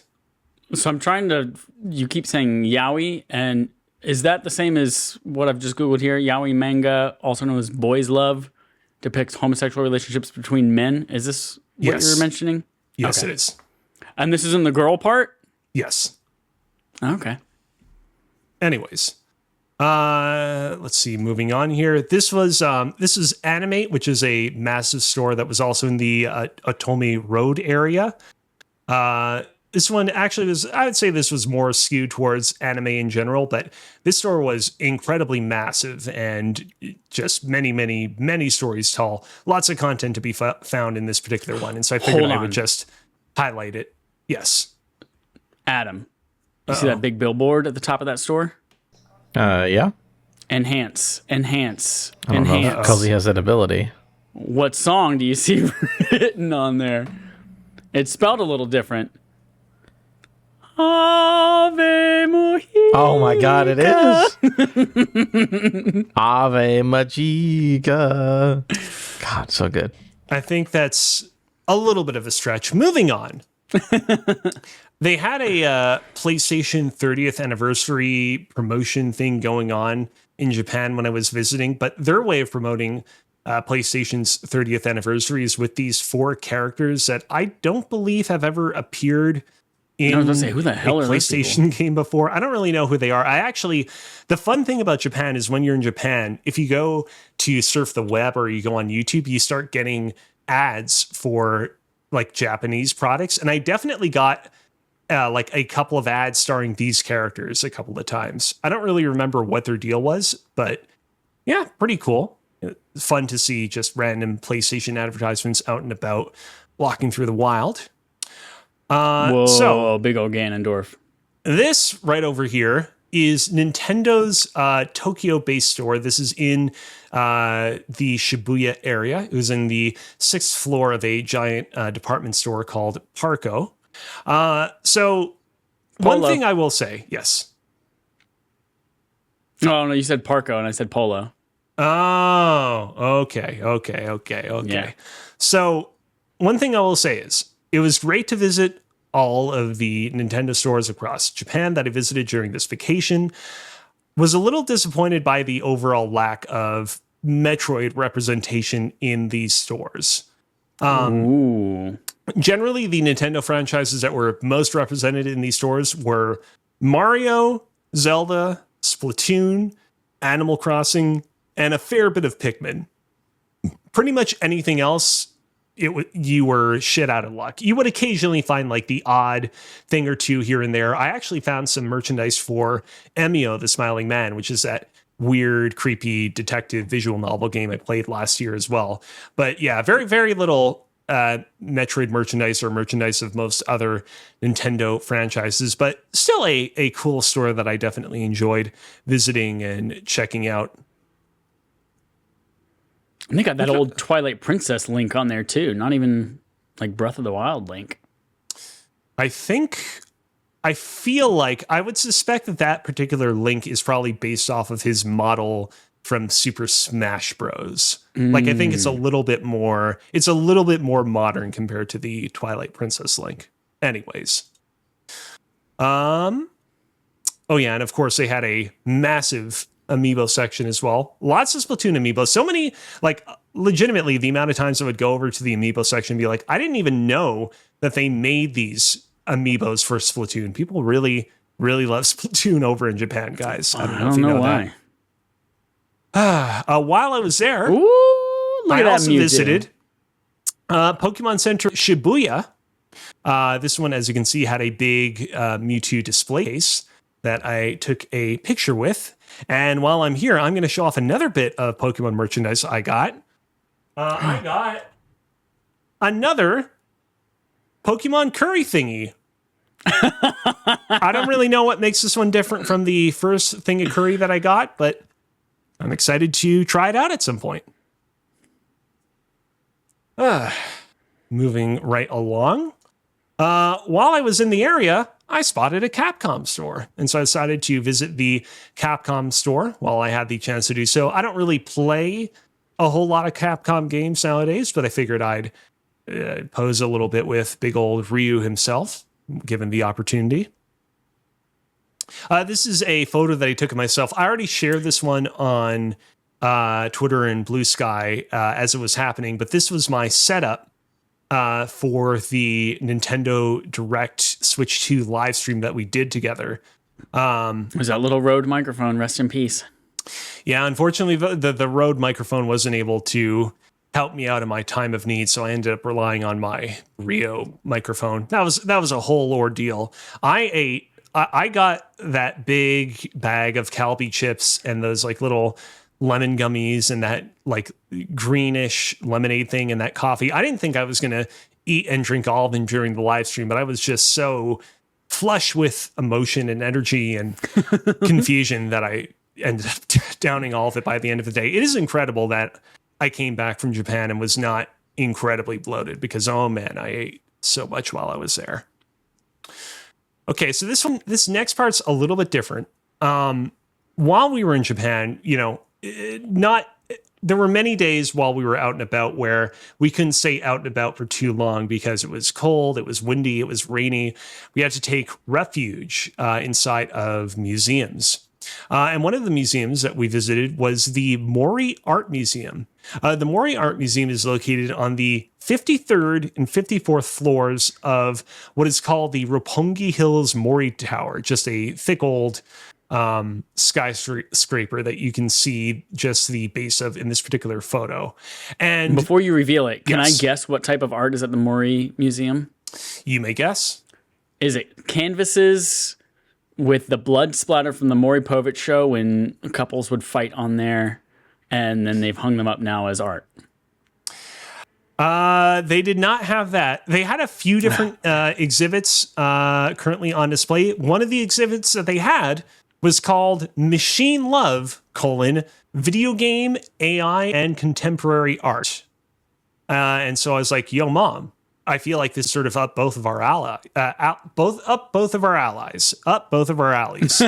You love art. I love video games. This is two great tastes that taste great together. I'm just going to this particular exhibit was a little on the esoteric side, so I'm just going to read from the Mori Art Museum's website just to kind of explain what this particular exhibit was all about. With the explosive growth of artificial intelligence and the integration of virtual and real worlds, the latest cutting-edge technologies have quickly penetrated our daily lives. This tendency has become especially apparent since the COVID-19 pandemic, when many human activities shifted towards virtual space. Looking back, the progress of art and technology has run parallel to each other throughout the course of history, a phenomenon that is especially evident in the field of computer art and video art. While recent innovations in video game engines and AI offer unprecedented possibilities for artists, the advent of generative AI has also raised significant concerns. Such developments are now attracting considerable attention in various fields and industries, including the contemporary art world. And so this particular exhibit, this is just what the entrance to the museum looks like, which is very cool. Basically featured a bunch of contemporary art exhibits that explore the topics of AI, video games, game logic, and love in various capacities. Unfortunately, I didn't take as many photos or videos of this exhibit as I wish I did. I only captured a couple of photos of a couple of the exhibits. Whoa. This was a rotating rectangular prism. I got my shapes all mixed up. That basically had this big old dude in an oxygen astronaut tank unit suit walking endlessly through an ever-shifting environment. It was basically meant to be, I think the idea is that it's like the first human born entirely in cyberspace on this endless journey of suffering, something to that effect. This is part of an exhibit that basically involved all of these free to use character models meant for use within video games, but basically being put in all these sort of weird familial situations. This was accompanied by a video that had all of these character models just being pushed and brandished and smashed about in all sorts of weird and wacky ways. It's very, now that I'm actually standing here and trying to kind of recollect and describe what it is I saw in this art exhibit, it's kind of hard to describe, unfortunately, especially without having any videos to show. This is one of the latter exhibits in the exhibition. This is like a sea creature that was made entirely out of digital technologies. I got to be honest, I don't totally remember what the deal is with this particular thing. What I'm trying to say is this particular exhibit had a lot of really cool and weird and esoteric stuff on display. Museums are those weird things where I like visiting a good museum. When I'm visiting a country like Japan that's real far away from ye olde Montreal, I feel a little bit guilty about spending so much time indoors in a museum. The Mori Art Museum, I visited this museum way back in the day when I was originally studying in Japan back in 2016, 2017, and they had a kick-ass exhibit way back when then, and this exhibit was equally kick-ass in its own way. And so I highly recommend, if you're in Japan, to check out the Mori Art Museum, because whatever they're going to have on display, it's probably going to be really unique and really interesting. I think the idea with these things I'm showing on screen now is basically this guy created this model within his computer that would age up various worlds by hundreds of millions of years and just attempt to recreate how it is that they would progress using IRL materials. A little lost on the meaning of this one, but still pretty cool looking. Yeah, that looks dope. This is one of the last things that was in the exhibit. Basically, these people took concepts like human computers, hardwares, unconventional computing, energy and resources, lithosphere, atmosphere and biosphere, astrosphere, architecture, surveillance infrastructure, and basically did this super hyper all-inclusive timeline graphic showing the evolution of all these concepts throughout human history, starting in the 1600s leading up to the modern day. I'm going to try to zoom in a little bit. Unfortunately, a lot of the text is pretty blurry when you try to kind of zoom in, but you can see an example of for example, here for this section, that's the astrosphere. You start in the 1600s and you start with geocentrism, which leads into heliocentrism, which leads to the creation of the telescope, which leads into Kepler's laws. You have classical mechanics, which lead into the laws of nature and this and that, and celestial mechanics, and so on and so forth. Just a very cool little display to kind of end cap the whole thing. Mori Art Museum, go check it out. And what was great about the Mori Art Museum is because the exhibits are located on the 53rd and 54th floors, once you step out of them, you have a fantastic view of Japan.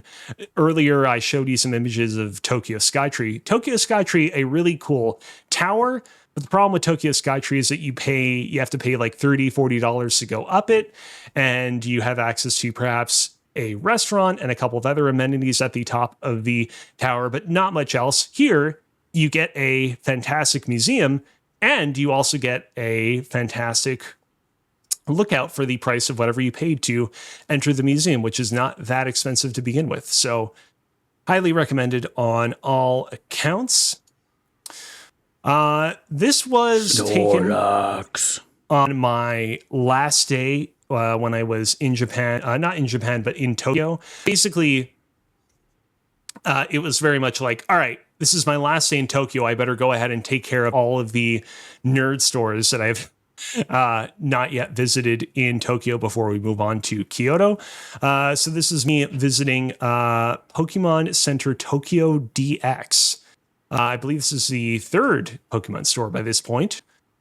I took a couple of photos around the store as well with a couple of these standees to show you what the entrance of the store looks like as well.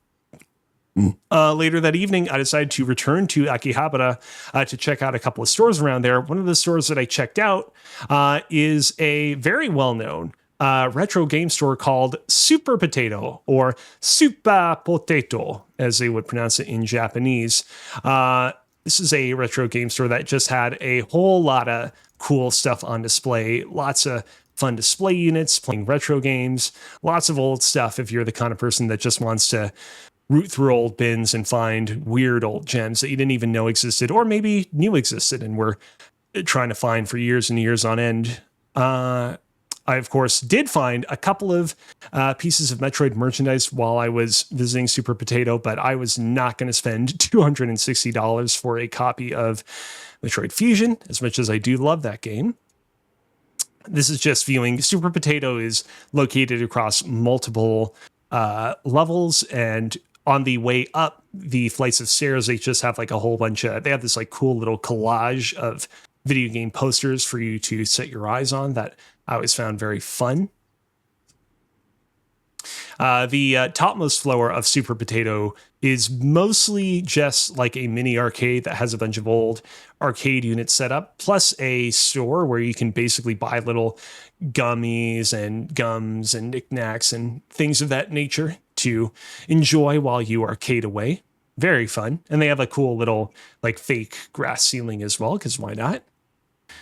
Inside the store, they also had some like fun little hand-drawn graphics, like big old Miltank, just big old mama Miltank. Look at her utter titties just flopping down on those snakes. They're just real big. And here we have a much nicer Pokemon illustration of, I forget her name, but she's the girl, Chad, from the third Pokemon movie, Spell of the Unknown. Did you watch that one? I did, and that's not actually Entei there. That's true. Spoilers for Entei Spell of the Unknown, for a movie that's 25 years old, I think. This is just an example of one of the other popular stores that you can find in Akihabara. This is called Mulan. It is a chain. There are, in fact, a couple of other stores, Mulan stores, within like a pretty short vicinity of each other in Akihabara. Another store I visited while I was in the neighborhood was Mandarake. If you remember, the place where I found all the yaoi doujinshis for Detroit Become Human was also another Mandrake location. This particular one is called the Mandrake Complex. It's a just big black monolith of a store that on each level of the store has just all sorts of weird old retro knickknacks, not even restricted to anime or manga, lots of like toys and whatnot for like old live action shows from like the 1960s and even earlier. Unfortunately, they were pretty strict about taking photos. I wasn't able to get a lot of photos inside the place, but this place is definitely well recommended if you're someone that wants to see some real old school stuff while exploring Akihabara. And then from there, we headed on to Kyoto.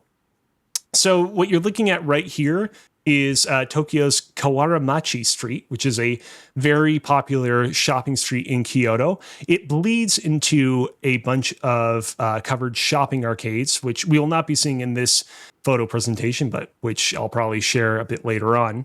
And it's on Kawaramachi Street that you can find the Kyoto Mario Nintendo Center. As you can see, this is a big old Mario display that was on the ground floor of the building that it was located inside of. This particular Nintendo store opened all the way back in 2023. It's actually very recent. So it was fortuitous that we got to visit it and see it on this particular trip. So this would actually be a good time. The merchandise of this particular Nintendo store, not much different from the Tokyo location, but this would be a good time to bring up the fact that before I went on my trip to Japan, Joel was like, you know what you should be on the lookout for when you're in Japan? You should be out on the lookout for Nintendo's controller keychain little fidget thingies. Basically, in this particular store, I'm kicking myself that I didn't get a good photo of it, but they basically had those gashapon machines where you put in a certain amount of money and then you are given a random like keychain fidget controller.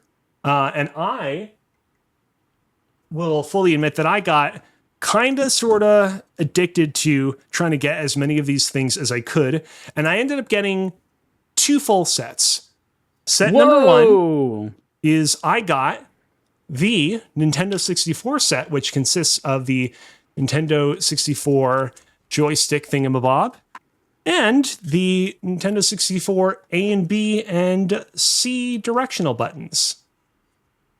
Set number 2, I got the Famicom set, which consists of the A and B buttons for the Famicom controller. This is, of course, the Japanese version of the NES controller. I got the directional pad, and I got the plus, not the plus buttons, the start select and select buttons. Yes, indeed. And let me tell you, it was $6 a pop to get one of these little fidget controller thingies. I was concerned that I was going to run myself dry trying to get them. Was that $6 Japanese, $6 Canadian, $6 Canadian, US? Oh, okay. $6 Canadian. But it was fun to collect them and see what it is that I could get. Let's see here. Moving on ahead. Shortly after visiting the Kyoto Nintendo store, I also visited the Kyoto Pokemon store. This is called Pokemon Center Kyoto. As you can see in this particular store, they had a big ol' statue of Pikachu riding on Ho-Oh. I feel like Ho-Oh wouldn't really appreciate that because Ho-Oh is a flying Pokemon and Pikachu is electric. I feel like Pikachu could do some pretty bad damage to Ho-Oh in that fashion, but it seems like he didn't mind it too much in that particular circumstance. He also had Pikachu in a little kimono, which is pretty nice. Something that was funny about these Pokemon stores is right now, the Pokemon Company has been doing a bunch of promotions with Hatsune Miku over the course of the past year or so. And so there were a bunch of TV booths that were playing all sorts of like cartoons and music videos starring Hatsune Miku and Teto, who's like another not a VTuber, but like a virtual idol, basically. A Vocaloid, that's what I was looking for. You can see another photo of them together in this photo as well. And then after Kyoto, we headed on over to Yield, Osaka. What you're looking at right here is Osaka Station. And connected to Osaka Station were a bunch of giant department stores, including a department store called the Daimaru Umeda department store, which contained the Pokemon Center Osaka store, which is located on the 13th floor of said store. Seems like Walgreens over there. It's so many that of these big stores. dumbass Miraidon Pokemon bicycle. Speaking of Miraidon, check it out. Boy, got to meet him up close. Some more of these of the store. I also got to meet the members of Team Star up close. I talked about this a little bit earlier on, but I like these Team Star folks. They seem pretty cool, I gotta be honest. While I was at this particular store, I actually got a few more pieces of merchandise. I got this Pocket Monsters 3-in-2 multi-cable starring Pikachu. I just figured it'd be something fun to get to help make my life a little bit more convenient when I would be traveling out and about and would need the proper cable for whatever function I would need it for. What does 3-in-2 mean? I think know what like it means a 3-in-1 is like cable is, but like your in can be either USB type A or type C, and then your out can either be micro USB, USB type C, or Lightning. That's what it means. Gotcha. I thought you were going to pull out another box of curry. No, I do have a third box of curry, but it's just it's a duplicate of one of the ones I've already shown you. And so then after that, I was like, you know what else is in this particular store on this particular floor? Oh, wait, hold on. Before we get to that. What? So a lot of these Pokemon stores, Nintendo stores, would have Pokestops or gyms right nearby. And it just so happened that when I visited this Pokemon Center, they had a Stack Attacka raid going on. This is the first Stack Attacka that I ever caught, and it was a shiny. So shout out to the Pokemon shit. Osaka Center for giving me the luck to have such a cool capture right off the bat. Right after that, I went and visited the Nintendo Osaka store. Nothing too much to say about this particular store. I mostly just rolled for more of those little keychain baubles while I was here. They had a cool little 8-bit Mario display out front.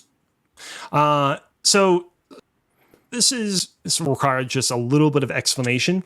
On the same floor as the Pokemon store and the Nintendo store, they also had a pop-up store for Space Adventure Cobra, or just Cobra for short. Cobra is an old school anime from the early 1980s that basically was the inspiration for a variety of other anime and video games.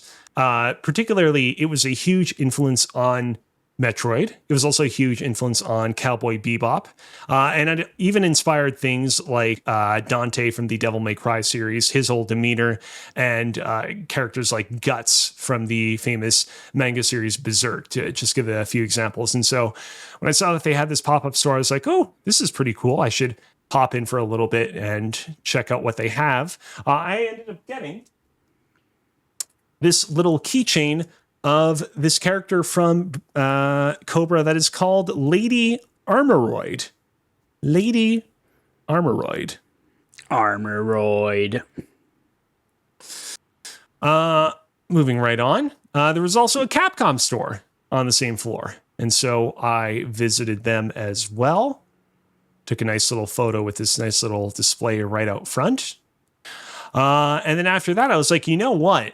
If I'm going to visit all the Capcom stores that Japan has to offer, what if I went and visited Capcom's headquarters? And so I went and visited Capcom's Osaka head office. It's a little hard to see, so I'm going to zoom in a little bit. You can see Capcom displayed right in front on the center of this building here. In retrospect, I probably should have just gone up to the front of the building and taken a photo in front of it. It was closed for the day, so there wouldn't have been anyone that would have bumped into me when I would have done so.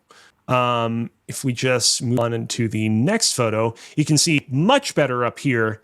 I believe that this was the top of Capcom's R&D Building 2, which is like located right next to the previous building that I took a photo of.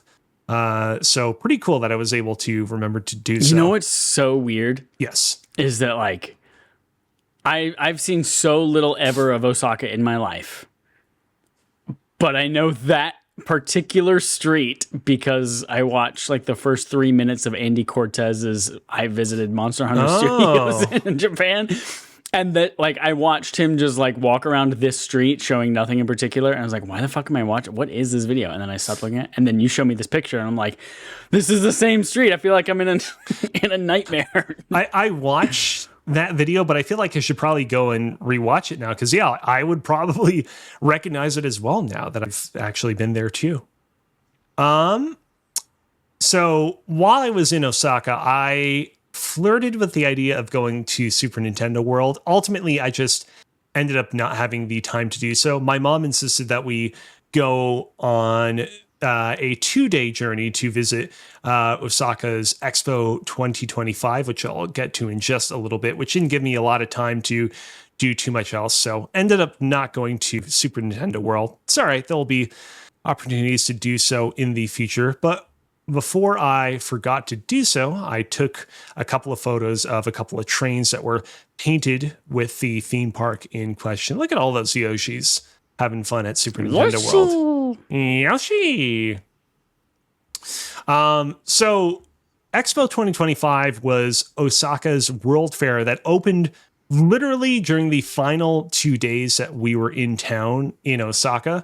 I will have many, many, many more photos to share of Osaka's Expo 2025 when we eventually do our Rafter Dark episode on this. But I wanted to talk about Expo 2025 very briefly on today's podcast because there were a couple of fun little video gamey things at the expo as well, in addition to a lot of pavilions about the many countries that make up our world. Just real quick, this is just a little bit of table setting. Basically, the way that the expo was laid out is you had all these pavilions, and then encircling all of the pavilions was this thing called the Grand Ring, which was like a literal ring made entirely out of wood that's like multiple kilometers in diameter. It is the single biggest object in the world right now at this point in time that is made entirely out of wood. Very impressive. Yeah, they haven't seen my cock.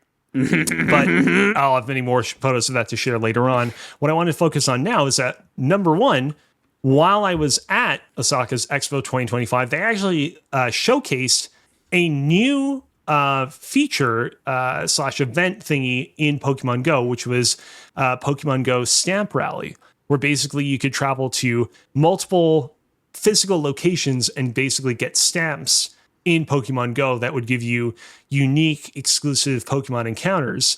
And to demark the locations where you had to travel to get the stamps, they actually had these little Pokemon statues set up, which is pretty cool. I only ended up taking photos of 2 of them. They also had statues that had Bulbasaur, Charmander, Squirtle, Lapras, a bunch of other Pokebuddies set up as well. So this is one of the pavilions in Expo 2025. This is called the Yoshimoto Pavilion Warai Mirai. Now, the way that Expo 2025 functions is most of the pavilions in the Expo are devoted to specific countries. You have the Canada Pavilion, the America Pavilion, the China Pavilion, so on and so forth. But you had a lot of pavilions as well that were not specifically dedicated to a particular country, but instead perhaps devoted to a cultural aspect or just some fun thing that was organized by a particular artsy-fartsy group. I'm just going to read from the Expo 2025 website about the Yoshimoto Pavilion. The Yoshimoto Pavilion Warai Mirai consists of a smiling sphere, approximately 20 meters in diameter, floating on a hill as the main entrance, in a plaza where visitors can enjoy various events and shows. The concept is, quote, expanding new possibilities of laughter for a true future society for our lives beyond the SDGs. I don't know what SDGs stands for. We will also... Wow. We will also develop fun exhibits and content that will connect children around the world with smiles, transcending language and culture. Please visit us and experience Warai Mirai, a smiling future. So, yeah, as stated in the description, this was a pavilion that was a literal giant smiling sphere. This is another image of it from just a little bit further away, just to give you an example of what it looked like. You enter into the sphere, which you do so from the bottom, and you're immediately greeted with a giant stock of what I believe is supposed to be a leek. And then right to its right, you have a bunch of arcade video game booths set up. And I saw this and was like, oh, cool, video games. Certainly there's going to be something interesting for me to play here. But I was mistaken, because the first exhibit was a button with the words push start button displayed above it. But you can't actually push it because it's encased in a case of glass. Well, there's nothing on that button that tells you that is the start button. That just could be the red button, and the start button might be somewhere else, and you just never looked for it. That is true. Over to the side of it, it said this. Push start button 2025. Where does a beginning truly begin? The words push start button flicker softly, subtly swaying on the screen. But the button itself is sealed behind glass. You cannot press it, you cannot begin. Still, the screen quietly repeats its message, like a command with no access. This work gently brings into view the structures, expectations, and absences that underlie the very act of beginning. So I thought that was pretty cool. Right next door to it, you also have a continue yes/no button that you also could not access in a similar manner. You had this arcade machine that permanently had a sorry at order thing affixed on top of it. Seems like they should probably get that fixed. You also had this machine called Liminal. They have a little caption here that says, "Are you really here?" And on the arcade machine, it says, "Do not press the button." But unfortunately, I do not. I definitely tried pressing the button, but I don't remember what it did. It didn't start. It didn't play. It wiped your memory. Game. Maybe it did. That's a good point. Holy shit! Thanks for helping me remember, Chad. This is another photo of the big old stock that we saw a little bit earlier. Speaking of leaks, while I was in Chicago, I saw a man carrying a leak who had also taken a leak with his wiener out in Joel's courtyard at one time. Not at the same time that I saw him carrying the leak, but Joel was like, I've seen that dude's penis. And then later that day, we were driving around and there were a bunch of Church Jesus people walking around carrying a bunch of leaks. And I was like, huh, that's the first time I've ever seen anyone holding a leak that wasn't a Farfetched. And I was going to say that it was all Jesus people, and now it's in your video game museum. I was going to say some like low-key Farfetched cosplay. And then over... Oh, hold on a sec. Let me just turn off the audio so it doesn't distract me. There are the buttons. Over to the side in back of the giant leak, there were a couple of buttons that you could press. And this is what happened when you pressed these buttons. Boop. And oh shit. The words are falling. The hiragana. And they would fall to the ground. For what purpose did they serve? What does it mean? No one knows. Final little thing I want to show from Expo 2025. This was the Poland Pavilion. So the Poland Pavilion had a bunch of exhibits that discussed, the country's imports and exports, what it's doing for the future of our world, the ways in which it's, trying to be more environmentally conscious, that sort of thing. But they also had, tucked away in a corner of the pavilion, an exhibit, a little section called, "Oh, this game is from Poland," which had a couple of little spheres showcasing some of the games that have been made from the land that is Poland. So we had a little Witcher 3 sphere over here. We have I believe, Frostpunk sphere. And we have a Cyberpunk 2077 sphere. And also a sphere devoted to a bunch of other games that are being made in Poland. Not displayed on this particular sphere right now, but it was, I believe on the back of it was Silent Hill 2, because that was made by the studio behind Layers of Fear. Oh yeah, Layers of Fear right over here. So just figured that was cool to see that. In general, didn't see too much video game representation at the expo, so it was cool that the Poland Pavilion of all the pavilions was like, yo, let's highlight our video game development scene a little bit. So good on you, Poland Pavilion. This is the very, very, very last day that I was in Japan. I decided McDonald's. Oh yeah, the amount of, let me tell you, so many international fast food joints in Japan. McDonald's chief among them, but it certainly wasn't the only one. We decided to go and walk through Shinsaibashi, which is a very long and very popular covered shopping arcade in the city of Osaka, and accessible from Osaka's Shinsaibashi shopping arcade was Pokemon Center Osaka DX, yet another Pokemon store. And I will say, I was very pleasantly surprised by this particular Pokemon Center. Yeah. Not just because I was legitimately unaware of its existence until I saw it when I was walking by, but because I actually got some pretty cool and unique merch at this particular store that I legit didn't even know existed. And I was very happy when I saw this. Oh, please be more curry. It's not more curry. It is a plush of Aggron, the Gen 3 Steel and Rock type Pokemon. He is legitimately my favorite Pokemon of all time. And so when I saw him, I was like, ooh, I am most definitely going to scoop you up before I forget to do so. So very happy that I fortuitously managed to find the Pokemon Osaka Center DX at the very last moment. Every time I hear that Pokemon, every time I see its name and Pokemon Go and that kind of stuff, every time I see it, I think of the horse from Shadow of the Colossus. Oh, yeah. It's like the only word almost in that entire game is aggro. Aggro. And let me just go. I did not pick up this particular plush, but I just wanted to take a moment to highlight indeed Torterra. I was very impressed because Torterra is one of those Pokemon where you look at his model in game and you're like, I don't really know how you would turn this into like a physical doll. And I thought they did a very good job of doing so. And in addition to we that, need to get you some Tums. we really do. We need some anti deep fried pickled Tums. They also had a bunch of plushes. Oh, how did you know? They also had some plushes of a bunch of the members of Team Star as well, which I was a little surprised by, just because I feel like it's usually in these Pokemon centers, you tend to encounter a lot of plushes of the Pokemon themselves. Like, you don't really encounter plushes of like the characters from the games, the humans. And so pleasantly surprised to see them represented in plush form as well.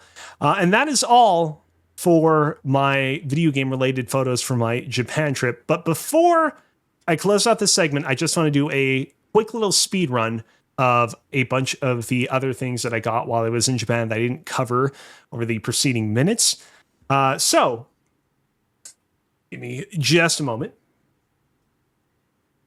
Earlier in my slideshow presentation, I talked a little bit about Book Off, which is the primarily book-centric chain where you can get very cheap but good quality secondhand goods. And so I got a couple of things from Book Off. I got this little manga of a popular ongoing series called A Certain Scientific Railgun. I was pretty happy to find this, and it was very cheap. It was only about $5 Canadian. I got a Vita game. I figured it wouldn't be a worthwhile trip to Japan if I didn't get another Vita game. Let me tell you, the Vita might have died in North America, but the Vita is still going sort of kind of strong in Japan. It's still very easy to find Vita games over there. This is for the anime ReZero. This game, I'm assuming this game is probably pretty old. I mean, it would be pretty old considering the Vita is pretty old at this point. But I'd never seen this particular game before, and I figured, you know what, I like the anime a lot, so let's get this one.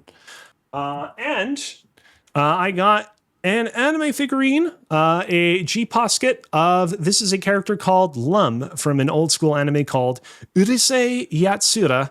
I'm sure both of you are just intimately familiar with it and obviously know all about it. So I won't go into explicit detail of what the anime is about, but I saw it and I was like, oh, that's pretty cute. I will pick that up. In addition, I should have shown this off sooner, but when I visited the Kyoto Pokemon store, I picked up this Flygon tumbler. Flygon, of course, the ground dragon type Pokemon introduced in Gen 3. It'll keep your hot beverages hot and your cold beverages colder. And so I'm looking forward to using this very much.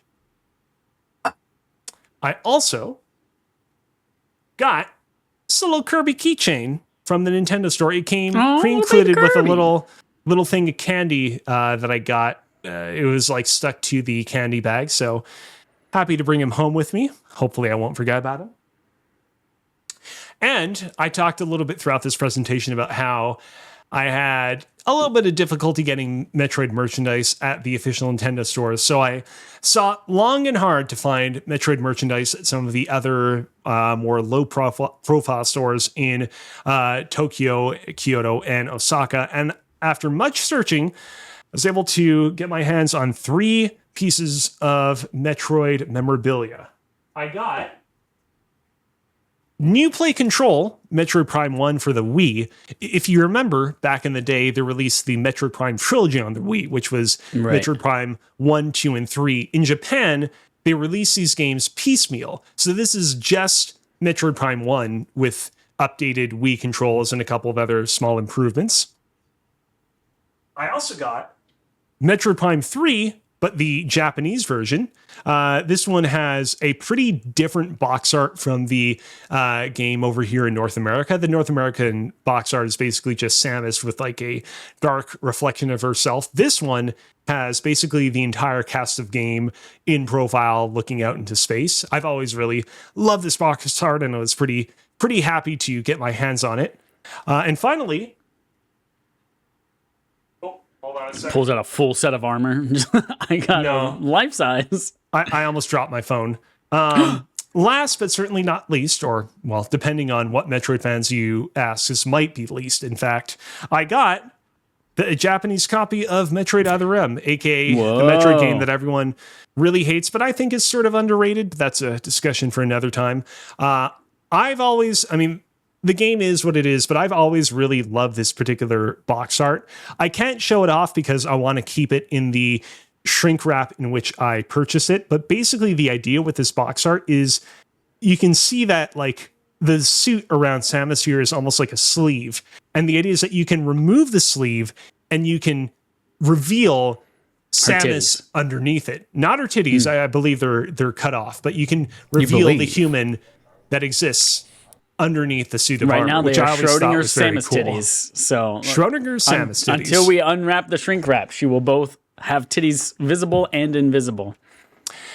And that is that for my Japan trip and all the various things that I got while I was in the land of the rising sun. Sounds like a blast. How long were you there total? What was it? March 27th to the 15th. So it was about 2.5-ish weeks, basically about 17, 18 days. But you also have to consider that some of those days we were traveling around, some of those days we were on long flights to and from Japan. So it works out to about 17 days. Love it. Love it. Well, thanks, Kozi. I'm excited to hear a little bit more in the After Dark coming soon to a non-video game podcast near you. We will wrap it up now because we are just about to hit 2 hours on our stream, and we should let the people go. But I do want to say, hey, what's up, Dane Deasy in the chat? Said hi.